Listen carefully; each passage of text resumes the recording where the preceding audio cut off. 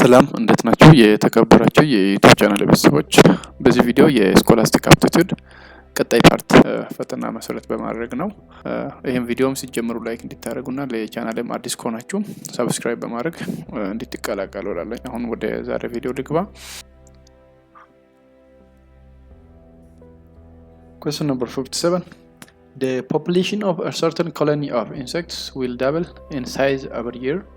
And if the population at the beginning was estimated to be 3,150, and if P represents the population after n years, then which one of the following equation represents the Classes model of the population after n years? A, P of n, which is equal with 3,150 into 2 to the power of n. B, P into n, or P of n, which is 2 into 3,150 the power of n, and C, P of n, which is 2 into 3,150 to the power of n minus 1, and D, P of n, which is 3,150 into 2 to the power of n minus 1. So this guy ፎርሙላ ዴቨሎፕ እንድናደርግ ኦር ኢኩዌሽን ዴቨሎፕ እንድናደርግ አንድ ፖፑሌሽን ካልኩሌት የምናደርግበት ፎርሙላ ዴቨሎፕ እንድናደርግ ነው እዚህ ጋር አሁን የተጠየቅነው። ሶ ሄር ሲሚላርሊ እንደዚህ አይነት ጥያቄዎች አሁንም ከተሰጡ ያው በየትኛውም አናሊሲስ ላይ የተሰጡ ፓራሜትሮችን ማወቅ መቻል አለብን። ሶ የተሰጠን የመጀመሪያ ኢኒሻል ፖፑሌሽን የኢንሴክት ኢኒሻል ፖፑሌሽን ተሰጥቶናል 3150 ነው በቁጥር። ግሮዝ ፋክተር ምንለው 2 ነው፣ ዳብል ይሆናል። ይሄ the population of certain colony of insects will double in size every year፣ በእያንዳንዱ አመት ዳብል ያደርጋል የምን ነው። ሶ ግሮዝ ፋክተር 2 ነው ማለት ነው። ኢኒሻሊ ያለው 3150 ነው። n or number of years ተሰጥቶናል። ሶ n number of year represent ያደርጋል። የተጠየቅነው or ይሄን represent የሚያደርግ ሞዴል ዴቨሎፕ እንድናደርግ ነው። ኤክስፖኔንሻል ግሮዝ ኢኩዌሽን ተጠቅመን ነው ይሄን ሞዴሉን ዴቨሎፕ የምናደርገው። ሶ ኤክስፖኔንሻል ግሮዝ ኢኩዌሽን ምን ነው? we will see it። ሶ የተሰጠን ፓራሜትሮችን ተጠቅመን በየአመቱ ዳብል የሚሆነውን የኢንሴክት ኮሎኒ ጀነራል ፎርሙላ ይሄን ካልኩሌት የምናደርግበት ጀነራል ፎርሙላ ዴቨሎፕ ለማድረግ exponential growth equation ተጠቅመን ነው ይሄን የምንሰራው። how we can develop this exponential growth equation here. The general formula for exponential growth equation is P of n, which is initial population or population at n period. በn period ላይ ያለው population calculate የምናደርገው beginning ላይ ያለው population times growth factor the power of n, where PO is initial population, growth factor, this growth factor is the rate at which the population grows. ይሄ growth factor ምንለው ያ population በየጊዜው ምን ያክል grow or እድገት እንደሚያሳይ ሬቱን የምናሳይበት growth factor ነው። በዚህ ኬስ ስንት ነው? በየአመት ዳብል ያደርጋል። ስለዚህ 2 growth factor ይሆናል ማለት ነው በዚህ ኬስ። ቀጣይ n is the number of year። n የምንለው ደግሞ ይሄ የአመቱን ቁጥር ነው የሚያሳየው ለምን ያክል አመት። for example እዚህ ጋር አንድ ጀነራል ፎርሙላ ዴቨሎፕ ካደረግን በኋላ በ5 አመት ምን ያክል ይሆናል፣ በ6 አመት ምን ያክል ይሆናል ለምለው ፖፑሌሽን ሳይዙን ካልኩሌት ለማድረግ ይሄን n በ5 በ6 ሪፕሌስ እያደረግን ነው የምንሰራው ማለት ነው። ሶ ይሄ ጀነራል ፎርሙላ ነው። ስለዚህ አሁን የተሰጡን ፓራሜትሮች አሉ። ኦልሬዲ PO ተሰጥቶናል። ኢኒሻል ፖፑሌሽን 3150 ተሰጥቶናል። ግሮዝ ፋክተር በየአመት ዳብል ይሆናል፣ ይሄም ተሰጥቶናል። ስለዚህ for n period population ሳይዙን or populationን ካልኩሌት ለማድረግ ከፈለግን በየትኛው ፎርሙላ ተጠቅመን ነው ይሄን ቀጥታ ቁጥሮችን በማስገባት ፎርሙላውን ዴቨሎፕ እናደርጋለን or ሞዴሉን ዴቨሎፕ እናደርጋለን ማለት ነው። so the equation becomes P of n, which is 3150 times 2 to the power of n, where this n is the year, 2 is the growth factor, which is given in this case.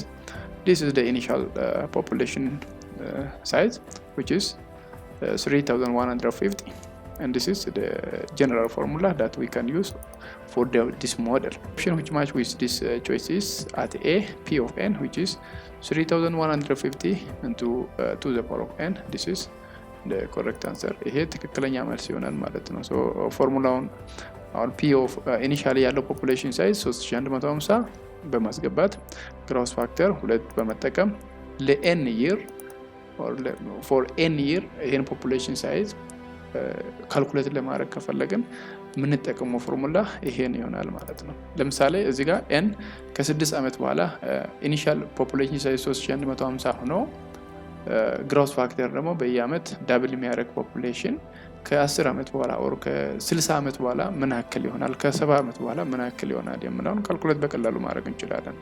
ፎር ኤግዛምፕል እዚህ ጋር n 20 አመት ቢሆን ከ20 አመት በኋላ ምን ያክል ይሆናል የሚለውን ካልኩሌት ለማድረግ ቀጥታ ይሄን n p of 20 year or population after 20 year equals to 3150 into 2 the power of 20 so ሁለት በ20 ጊዜ የምናባዛው ይሆናል።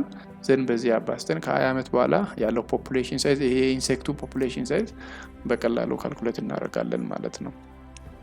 therefore the correct answer for this question is this one. So the correct exponential growth equation is P of n, which is 3150 into 2 the power of n. So A is correct answer for the question.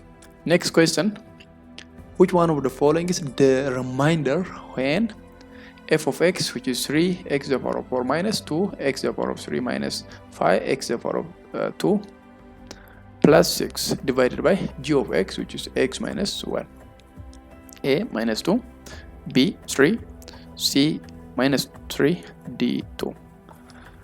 እዚህ ጋር የተሰጠን ደግሞ ምንድነው ሁለት ኢኩዌሽን f of x እና 2 of g of x ተሰጥቶናል። የተሰጠውን f of x ለg of x ካካፈልን በኋላ የሚቀረው የትኛው or remainder ቀሪው ፓርት የትኛው ነው የሚል ነው እዚህ ጋር አሁን የተጠየቅነው። so similarly የተሰጠውን ፓራሜትር እዚህ ጋር f of x 3x the power of 4 minus 2x cube minus 5x square plus 6 and f of x is x minus 1 እነኚህ የተሰጡ ፓራሜትር ናቸው። የተጠየቅነው ደግሞ the remainder of f of x over g of x or the remainder after f of x over g of x. Some here to find the remainder when this f of x, which is 3x to the power of 4 minus 2x cube minus 5x square plus 6 is divided by g of x, which is x minus 1. We can use this the remainder theorem.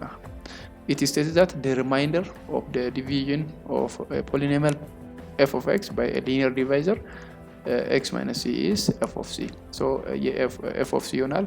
In this case g of x የተሰጠን ስንት ነው? x minus 1 that means ይሄ c አንድ ይሆናል ማለት ነው። c አንድ ይሆናል። so በዚህ case c 1 ይሆናል። so we need to evaluate this f of 1. ስለዚህ c አንድ ከሆነ እዚህ ጋር f of c ስለሆነ according to this theorem ካልኩሌት የምናደርገው ምንድነው f of 1 ይሆናል ማለት ነው። c አንድ ከሆነ f of 1 or f of c c 2 ከሆነ f of 2 c 3 ከሆነ f of 3 c 10 ከሆነ f of 10 እያደረግን እንሰራለን። so በዚህ ኬስ c አንድ ስለሆነ f of 1 ነው የምንሰራው። ስለዚህ f of 1 ማለት x ቦታ ላይ እዚህ ጋርም አንድ ማስገባት ይሆናል።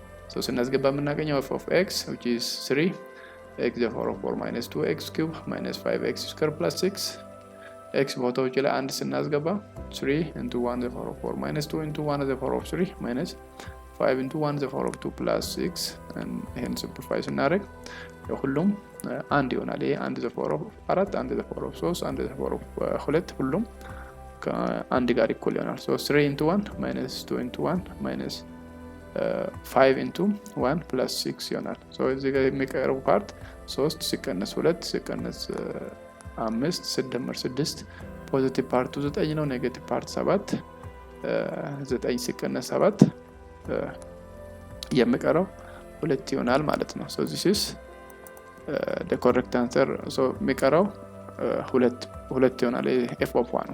therefore the remainder when f of x is divided by g of x, which is equal to x minus 1 is 2 and the correct answer with this value is D ትክክለኛ መልስ ይሆናል ማለት ነው። Here the correct answer for this question is D. The remainder when this f of the polynomial function f of x divided by this linear divisor g of x, which is x minus 1, the remainder is 2. So D is the correct answer.